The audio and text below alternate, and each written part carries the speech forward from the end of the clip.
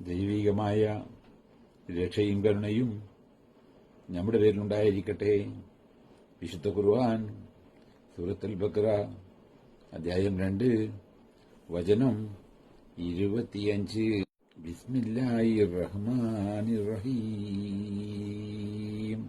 وبشر الذين آمنوا وعملوا الصالحات أن لهم جنات تجري من تحتها الأنهار كلما رزقوا منها من ثمرة رزقا قالوا هذا الذي رزقنا من قبل وأتوا به متشابها ولهم فيها أزواج مطهرة وهم فيها خالدون.